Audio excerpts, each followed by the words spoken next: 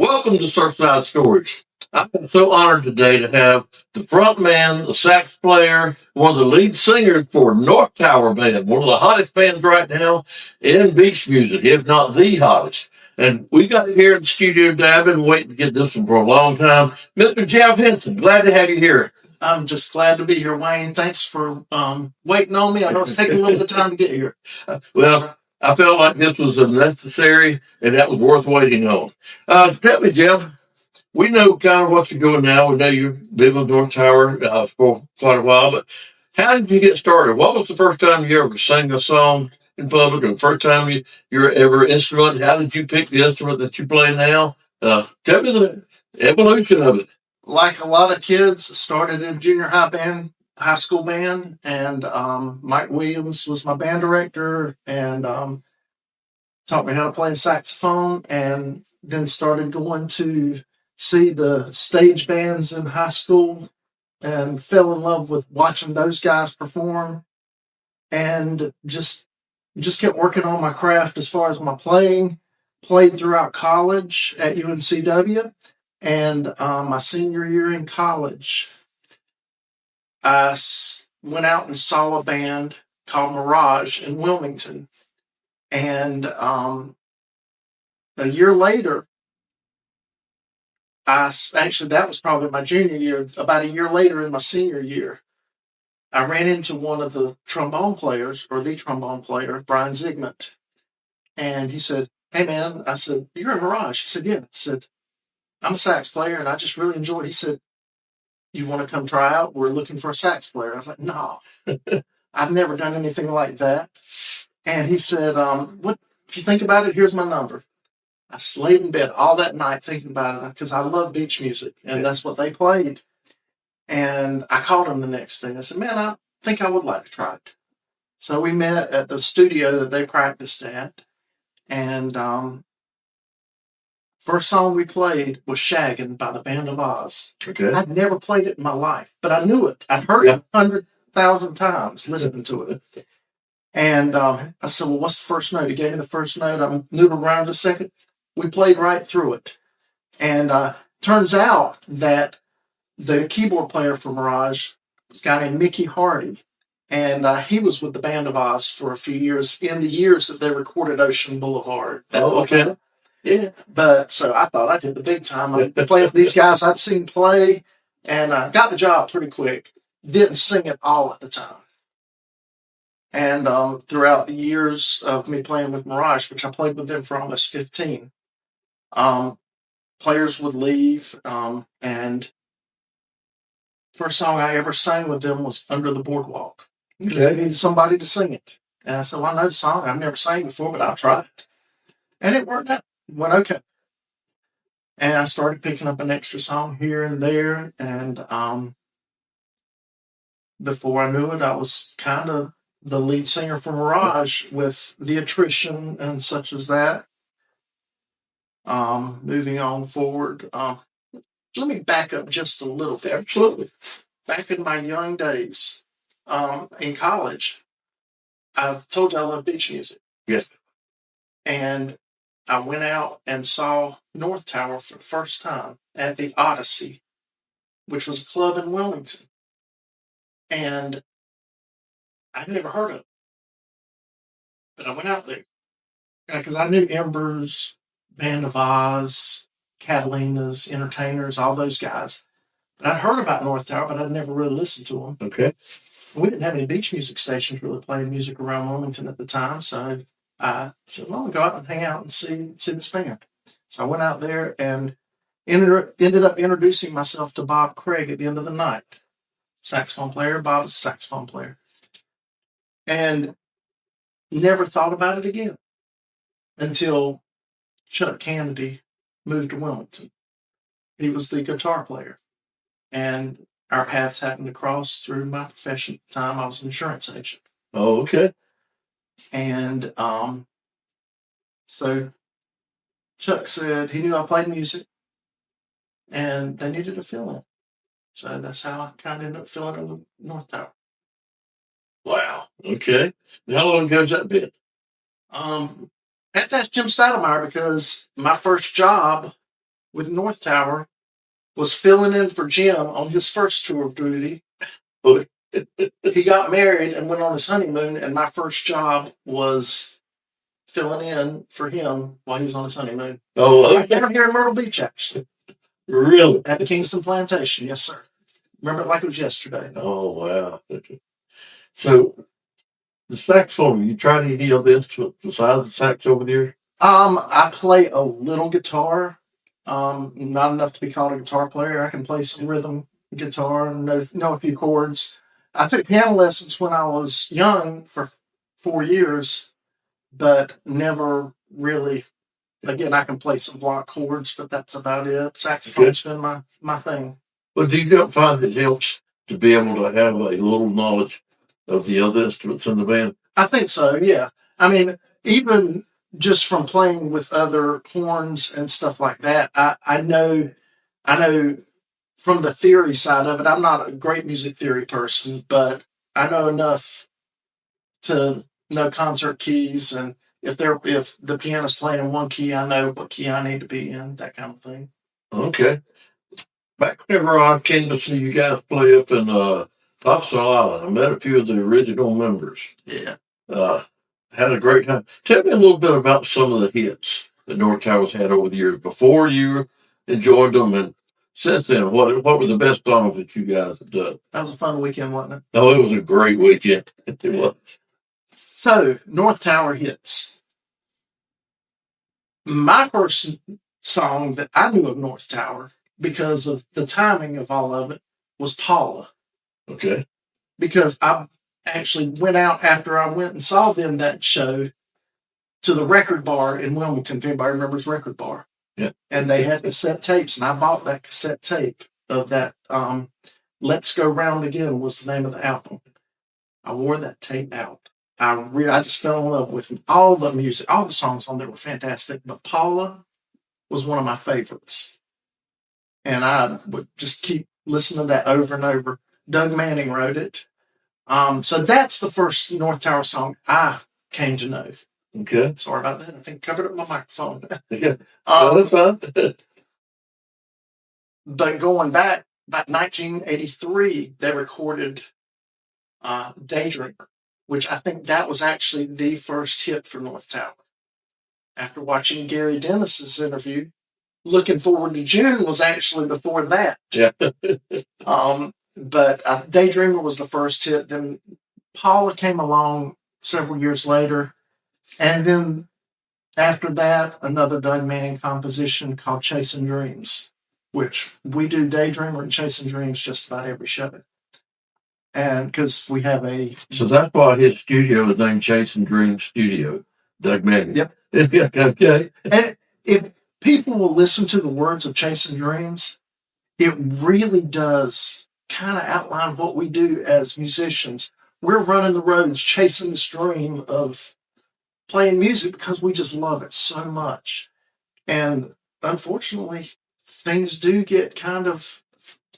I have to You've go back got a and listen. wife at home and kids, and that's something I do want to say for my wife and my kids. They make sacrifices, or made sacrifices in our case, as do all of the band members' families. So just a shout out to all our wives and families, because they are the ones that really make it possible for us to go out and do what we do. That's awesome. That is awesome. And that's big in the industry. Yeah. And then that brings us up to our song right now, Okay. Pretty Lady. And that's all due to you, my friend. Well, I was looking for somebody to do that. And this, by the way, Jeff and I got to be friends about a year and a half ago. At the SOS, I heard them play. I had the song in my mind. When they finished, I went straight on stage, talked to Jeff and to Larry, said, I got a song I'd like for you to hear. And they fell right into place, went in the studio, and absolutely just killed it. Well, you sent me 2 songs. I did. I'll be honest, I don't remember what the second song was because I listened to both of them. But as soon as I heard Pretty Lady, I knew that sounded like a North Tower song. Obviously, you were right. There was no doubt in my mind. That was not a choice. I sent it to Larry and to Tom Bagley and got their input on what they thought. And I said, I like both of them. Again, I don't even remember what the second one was I've now, got the name of it but somewhere, yeah. I said, I really feel like Pretty Lady is us. Yeah. And obviously, a good choice. Did you know it was going to be the big hit that it is? I had no clue. I think I even texted you a few weeks ago and asked you if you thought it was going to be as big as it is. And I knew it was good. I really did. Even before we recorded, I knew it was a good song. Yeah. After we recorded it, I knew it was really good. Keith Houston did one heck of a job. He did a great job engineering. He certainly did. And I just, I had high hopes for it, but not in my wildest dreams did I think it was going to be as popular as it has become. Well, I think you hit a home run here. And the thing is, No, we hit a home run here. Yes, sir. I appreciate it. It's a thing that we've been able to work together. That's been big. Having the communication that we have. And this man right here is great to work with. I want to tell you, when you want to get something out to the public, send it to him. He knows what he's doing. But tell me a little bit about this lady that contacted you from up in Canada, I think. Yeah. Well, again, I'm always trying to think of how I can market this song. Okay. And one of the things that when we went in and recorded it, we were pretty true to the original. We changed some horn parts, maybe some vocal harmonies, Yeah. but for the most part, we tried to remain true to what the song was because it was so good. But one of the things I try to do is I try to reach out and to people that I feel like will help us promote the song. And I reached out to Lighthouse through their Facebook. Now you know why I like working with this guy. Well, I just sent a copy, or I put the video on their page and said that we had covered it. And we are just so thrilled to bring their song to a new market.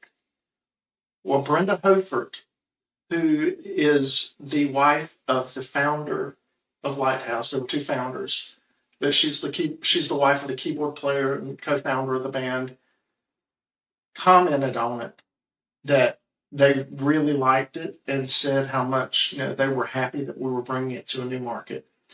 And so I've continued to post like our charts on there. And she ended up messaging me saying that she and her husband and that everybody is associated with Lighthouse is just really happy with the newfound success of Pretty Lady and the fact that we did acknowledge them. It wasn't just like we just try to take their song and we paid very good tribute to it, and we're bringing it to a new market for them. Well, now, if I'm correct, their drummer wrote the song. Is that correct? He did. And he also was the lead vocalist on the recording. That's correct. And he was one of the original. Yeah, it was Skip and I can't even think. Yeah, but they, I think it's Wayne. Yeah. They co-founded the band. Skip is no longer with us. Yeah. But it's very warm feeling to know that the people who originally wrote and recorded the song are proud of what we've done with it, and again, bring it to our beach music market. Yeah. Well, it's just doing well. There's a couple other songs along the years, and I used to DJ on a radio station up at WSTE, and one of the songs I played a lot was "I'll Know Her When I See Her." Another Canadian song. Was it? Yes, sir. I didn't know it. Know Her When I See Her was a song by the Cooper brothers. I've heard of them. Out of Canada. Once again, I've been in contact with Dick Cooper of the Cooper brothers, and he was very pleased with it. In fact, when you presented this to me and we started the recording process of Pretty Lady, I emailed Dick Cooper, said, "Hey man, we're going across the border for another one." I said, "You guys write some mighty fine music up there." Yes, I do. And he, again, was pleased that we're representing their music in our market. Well, who did the vocals on that whenever North Tower? That was Doug Manning. That was Doug. Okay. That was Doug. Okay. He's how long was Doug with the group? Which time? Oh, okay. I don't know the story. Doug's had a revolving door in the band. Yes. Doug was an original. He stepped away. Again, I don't know the years of this. Then he came back in the late 80s when they did Paula. Yeah. Then stepped away again for a time. During that time, and I joined the band. And then... And you've been with them how long now? 22 years. Okay. Wow.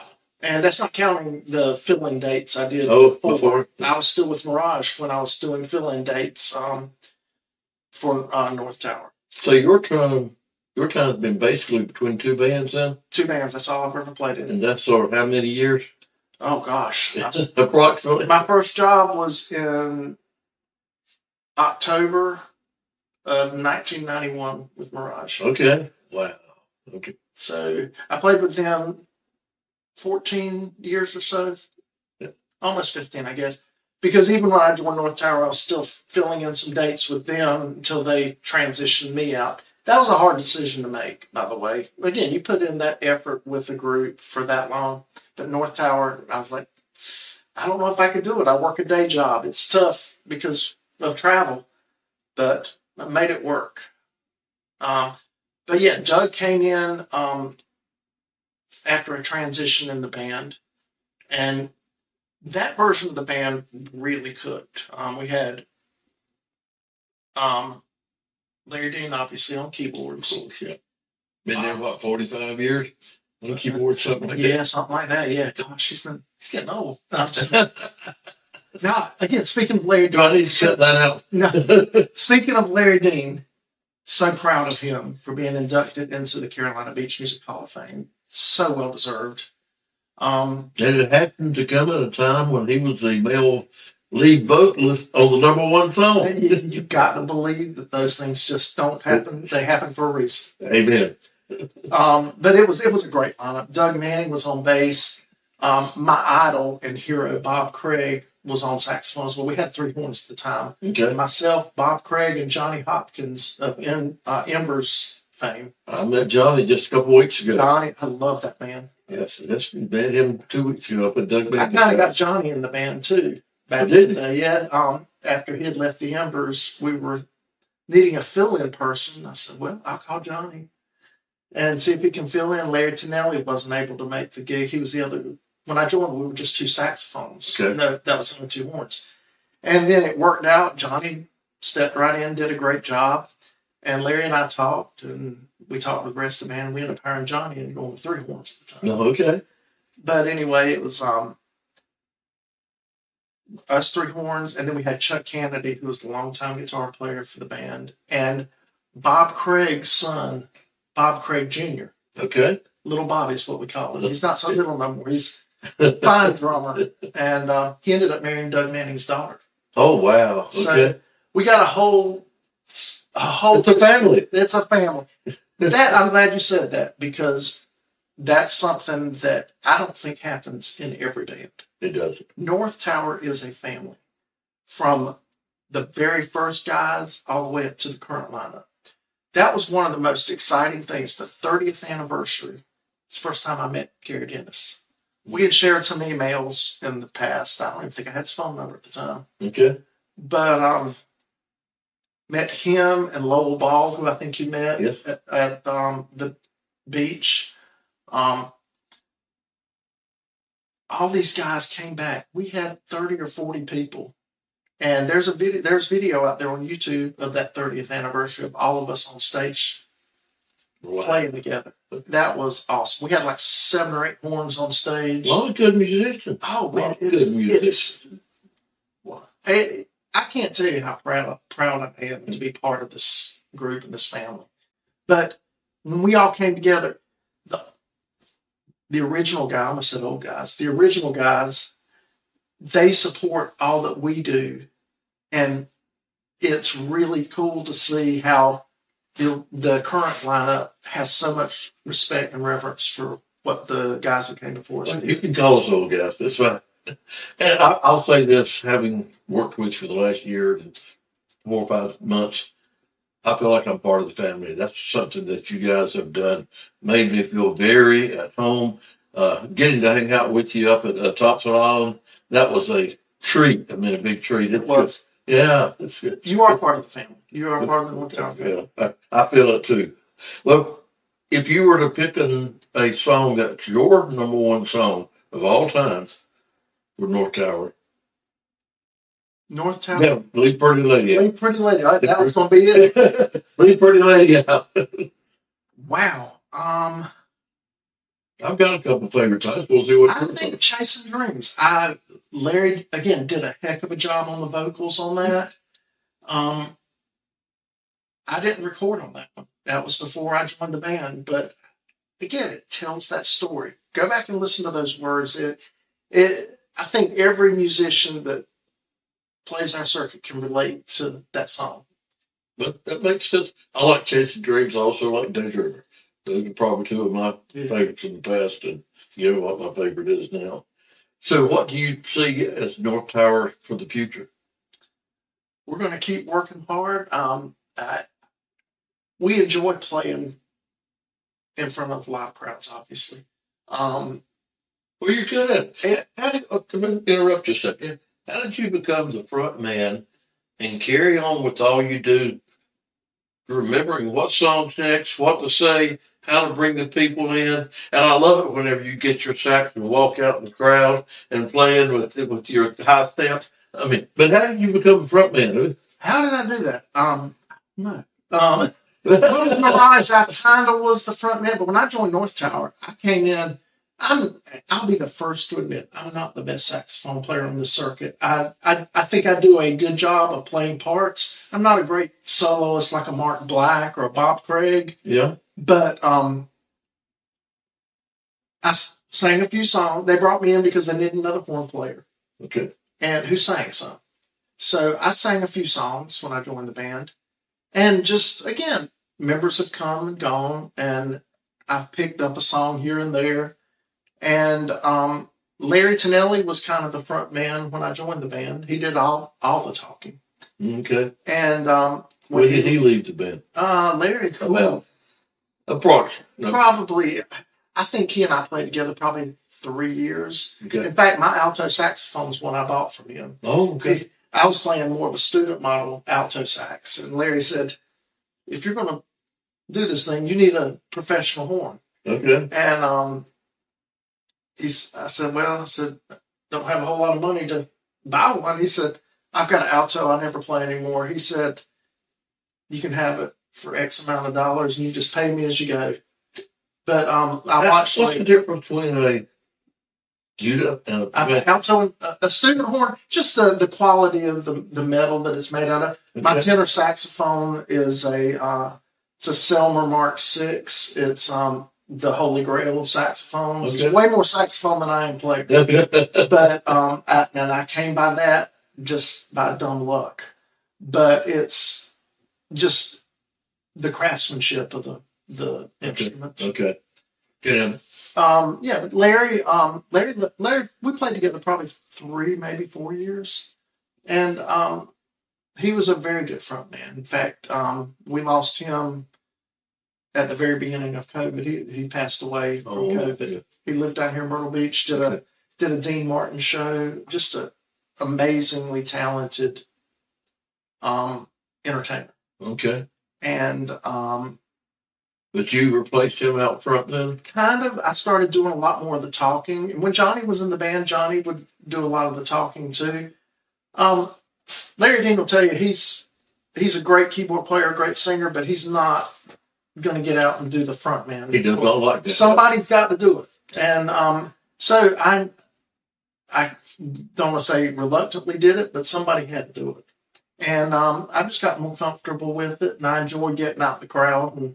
And then Tom Bagley coming in, he's a little showman too. So so he and I will get out and we'll walk around the crowd singing and playing, and we try to draw the crowd in. We want the crowd to have an experience, not just sit back and listen or dance, which we love that, Yeah. but we want to make them feel like they're part of the show too. And you do a good job of that. So it's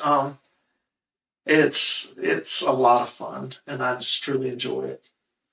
So if you see someone in the audience Mhm. and looks like they're not having fun, how do you go bring them in? Oh, I'll go up. I'll go wrap my arm around them. I'll make them sing with me. Because most people who are there, they know the songs. They're gonna have a good time, and sometimes you just got to draw them out a little bit. Any secrets that you gonna tell? Oh, I got a lot of secrets. I can't tell them. There's not anything we can say. Not anything I can say, but being with the band this long, I've heard a lot of stories. But no, these people are such fine people to work with. Give me one story that you can tell.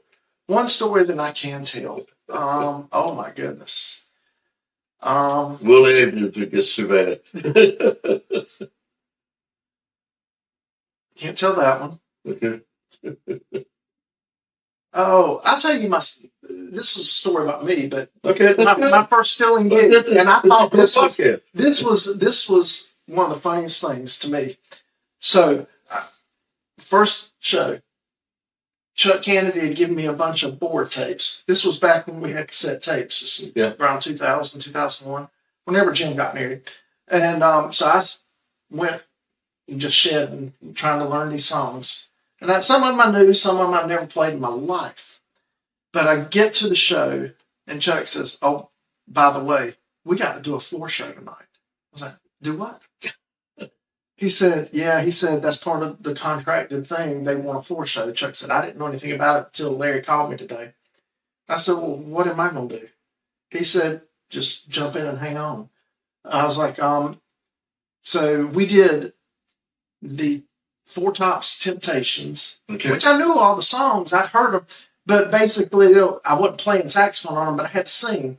And they had dance steps and all this stuff to it, and I had no clue. So I'm just trying to watch them keeping up, and sang one of the songs, I can't remember which Temptation song I ended up singing. But so we go backstage and change clothes.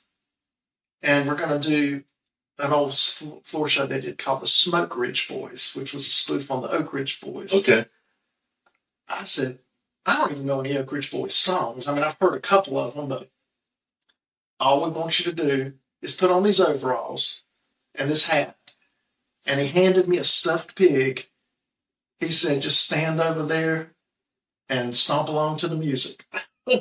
So that's what I did. I'm in overalls and holding a stuffed pig. It was, but that's my That's good. experience with North Tower. Well, that's something good to remember, and it's I can get a visual of you holding that pig and stomping, brother. It was something. That's about all I can say. But no, there are so many stories. I wish I'd really thought of some before coming up here, but Oh, that's good, because you know what? We're out of time already. there we go. Can you believe it goes so quick when It you're goes sitting there having fun? Thank you so much for taking the time to come here, because he had to travel all the way down to Wilmington just to do this today, and I can't thank him enough for that. And this is one I've really been looking forward to after working with him for the last year. Well, Wayne, I want to thank you on behalf of not just myself, but all of North Tower for all you've done for us, for your promotion of Pretty Lady, or for first bringing it to us, then your promotion of it. Man, it would not have happened without you, and we are just blessed beyond measure Yeah, for you. I say we're a good team. That's We're a family. absolutely. That's the way I will believe forever, because it's been one of the best experiences that I've had. And folks, if you want to watch this, you can listen to it go to Surfside Stories. Click on and go to Spotify to listen to it if you're driving. If you want to see it, you can go to YouTube. It's going to be a few weeks for it to be out. Go to YouTube and look it up at YouTube under Surfside Stories. And now you can see it on Roku on the Beach Music Live TV. So if you want to watch it on your big TV, you can catch it there. stay with us next week. We've got another good one coming up. I'm not going to tell you who it is. It's going to be a surprise. Thanks so much for tuning in. We will see you soon, and thank you so much. Thank you, sir.